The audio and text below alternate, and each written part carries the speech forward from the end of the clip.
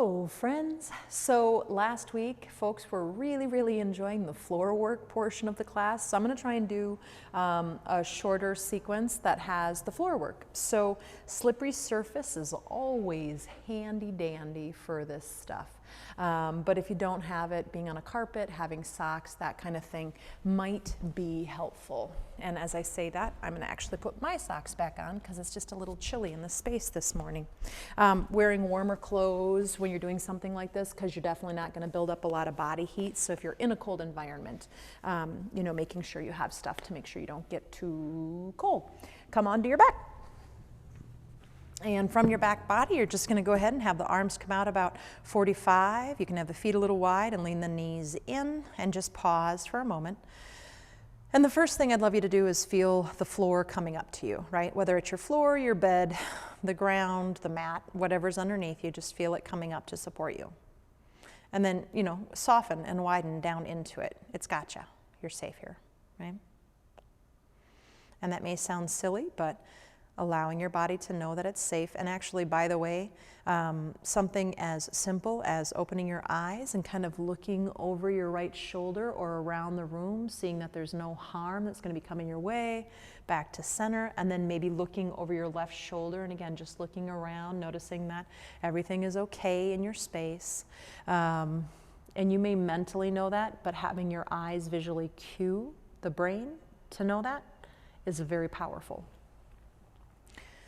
Okie dokie, artichokes. Eyes are closed again. Take about 3 breaths. That's all you get, and then you get no more. Not at all, but just meaning, just take 3 breaths with your awareness completely in your breath, letting that belly expand, right? Soft, soft, soft, soft belly. No tension there right now.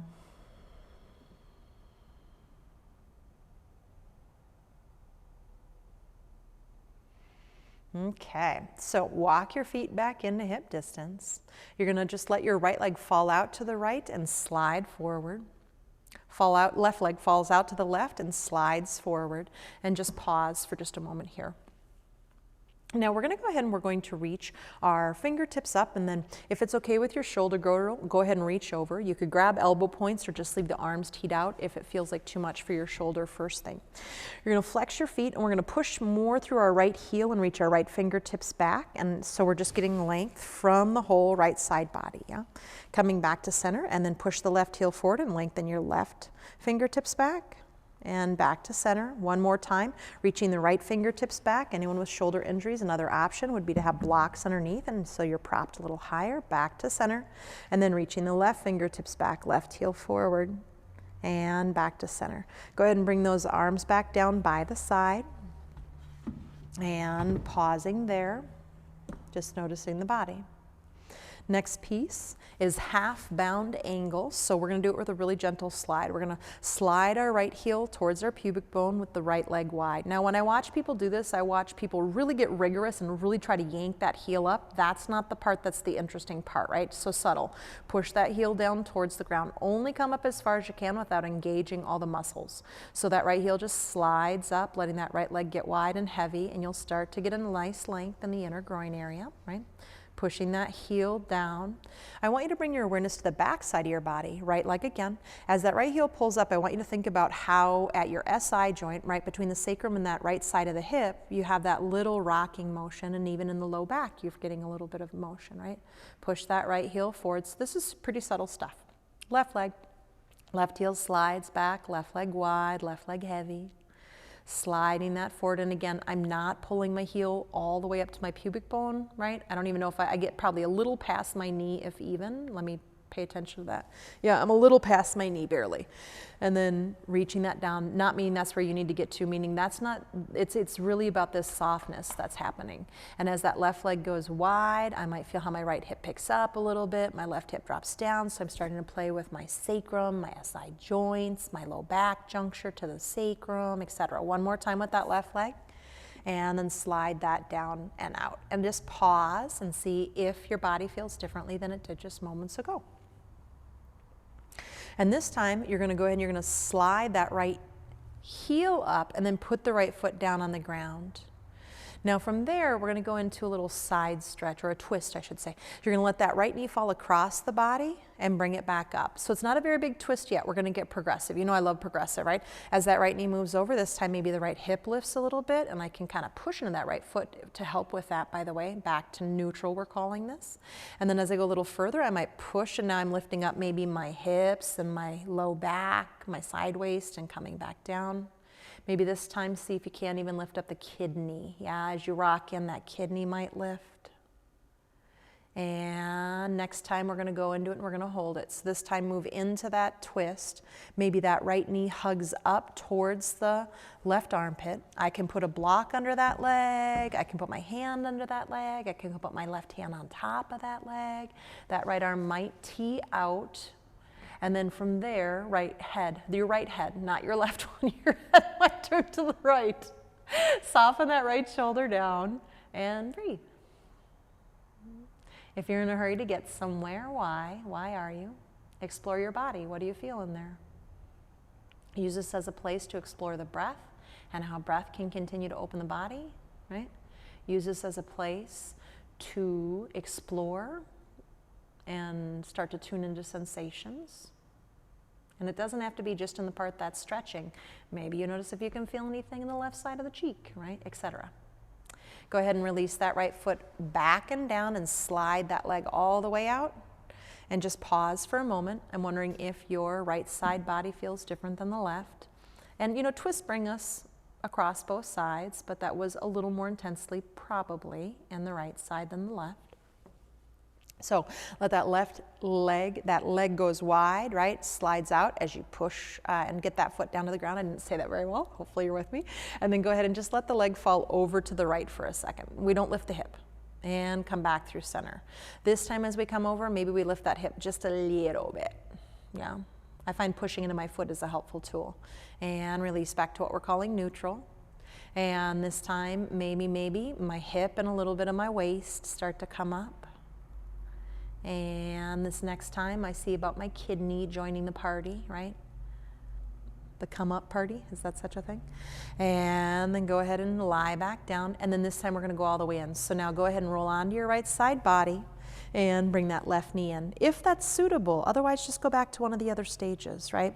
Again, I can support this fully by bringing a block underneath my leg. I can put my hand on top of my leg or under my leg for support. There are a lot of options. What feels really good today, and it doesn't have to be the same thing you did on the other side, by the way. Maybe you turn your head to the left, and then, take a couple of breaths here, and again, explore what it's like when your body finds stillness for the breath to continue to try to open the body.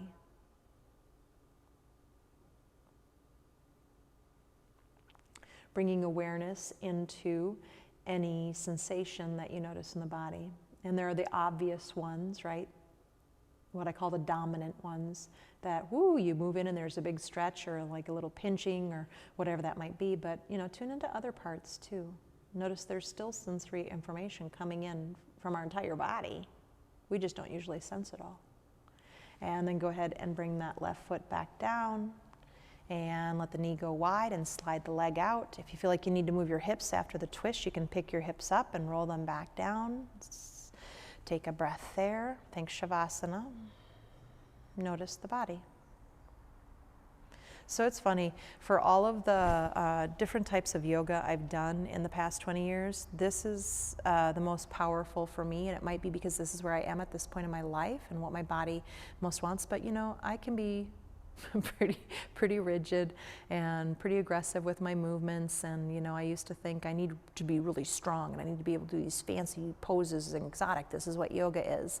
And what I realize is that the more I move in this vein, the more supple my body gets, and as tension releases, chronic tension I've been holding for years in my fascia and my muscles, I actually have more mobility and more strength and ability to do those other poses with more, in a healthier way for my body. So from there, we're going to go ahead and we're going to slide the right heel back, right foot on the ground, slide the left heel back, left foot on the ground, and go ahead and bring the right knee in towards the chest. Hug it in, and bring the right foot down. Pardon me. Bring the left leg in and just give it a quick hug, right? We won't be here for forever, but I just want that little length in the low back and the sacrum. And put that down. Moving into cat-cow. So you don't see a ton of movement in my body when I do this, right? It's that thing we often do on hands and knees. I inhale, my frontal hip points up, and I get a little arch in my low back, and then I exhale, and I flatten my low back down towards the earth. And then I continue to do that. I try to move at a pace that allows my breath to be deep enough that I activate my parasympathetic nervous system, right? Rest and digest, and not my fight and flight, my sympathetic. And, you know, just a reminder, it's not, the fight and flight system isn't a bad system. It's not a wrong thing to be in there. We just don't want to be in it all the time. And we tend to be often. And especially this past, year and a half or whatever for most of us has been pretty intensely in there. If you keep your neck soft, you'll notice that as you rock on your sacrum, right, you are affecting the entire spine, and your cranium is also rocking. You're not trying to rock it, it's just following the motion of the sacrum. So let it be part movement and part observation.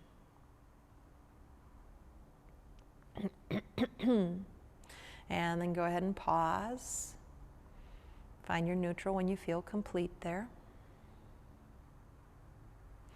Bring the arms in by the side, and we're going to roll up one vertebrae at a time, right? Still finding that little bit of cat to start it. And then exhale, rolling back down one vertebrae at a time. And again, we're going to roll up, pull that belly down, find that low belly support as you then roll up. And exhale, roll down. Assuming you don't have a shoulder injury or anything preventing you from this next move, you'll join me. We'll add in neck and upper back. Inhale, this time when I roll up, I'm going to reach my right arm overhead as I really gently turn my head to the left. Rolling back down. Leave the arms out of it if this doesn't feel right. Rolling up, reaching the left arm over, my head gently turns to the right. Rolling back down. That's your exhale, by the way. 3 of those total. Inhale, right arm, head turns left. Exhale. Inhale, left arm, head turns right.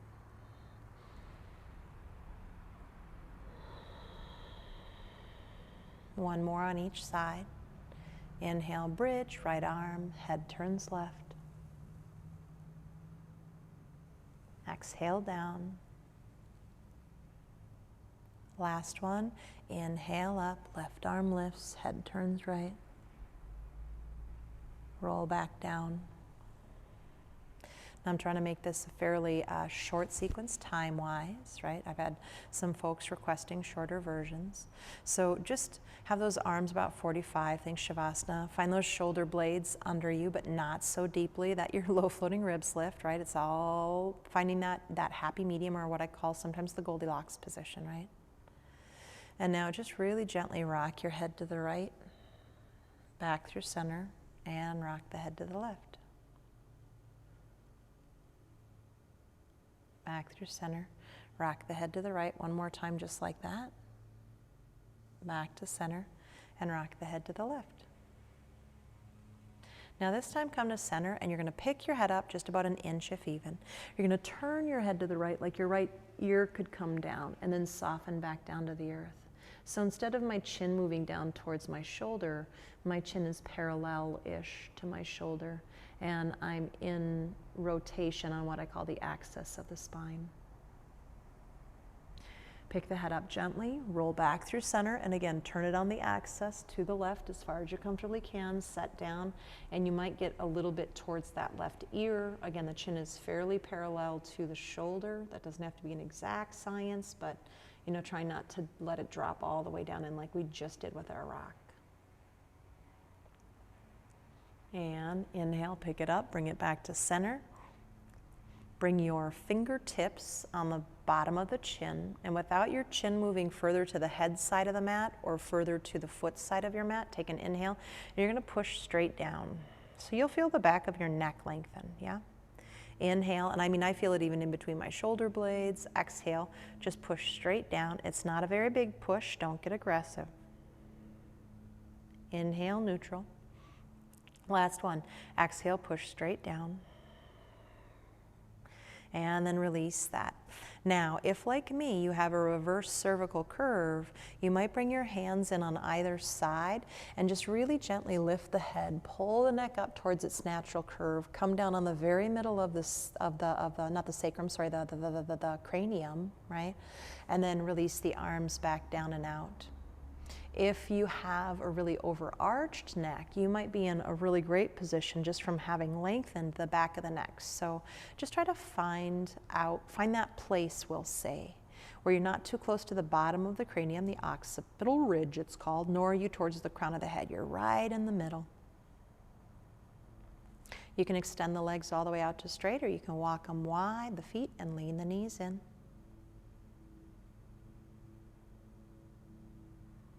We won't be here long, but let's take a few moments just for observation, right? Tuning in and noticing the body after moving it, intentionally moving it.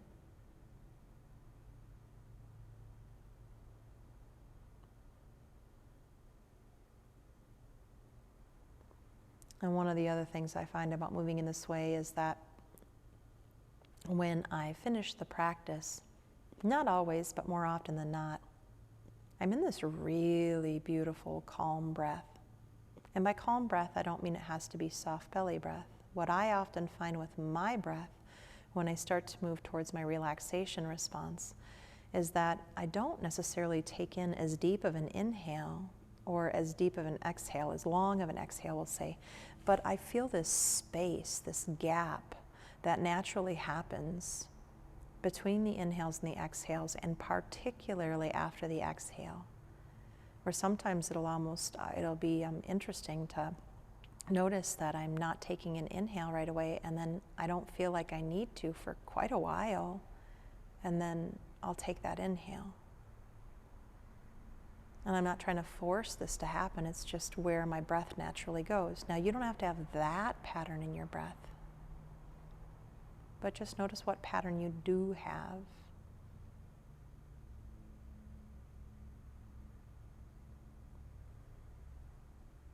A shorter, shallower breath usually moves us or means we are in the sympathetic, the fight, flight, or freeze. Sometimes we want to be there and we want to use the breath in that way.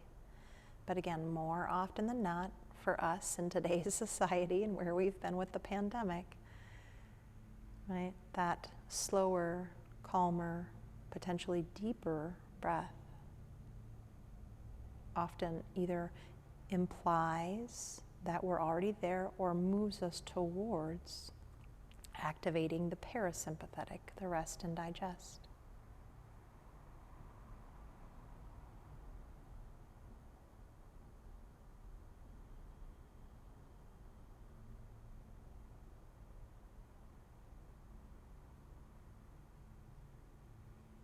Wiggle fingers and toes. Move legs and arms, shoulders, hips, spine, whatever feels nice. I can really talk, I'm stretching. Rolling through, pushing the floor away. Coming up to your upright posture. Supporting yourself however you need. If you can't even support yourself, how do you expect everyone around you to support you? I mean, they will and they'll still show up, right? But let's support ourselves too. I think that's a huge part of the equation that, I guess I can't speak for everybody. I'll just say I did not support myself for most of my life. I looked outside of myself for it and I became reliant on that. And then when it wasn't around, went into big, deep depressions and loneliness and all kinds of things. And that's been one of my big lessons with the pandemic, is to really show up for myself deeply. And to realize that, yeah, it's nice when it comes from outside. And yes, sometimes I need to call on friends and ask for support. But for the most part, I got a lot of it right inside myself. Bring the hands together, inhale. Exhale, bowing the head in, taking a moment of gratitude potentially. Namaste, friends. May all beings everywhere be well.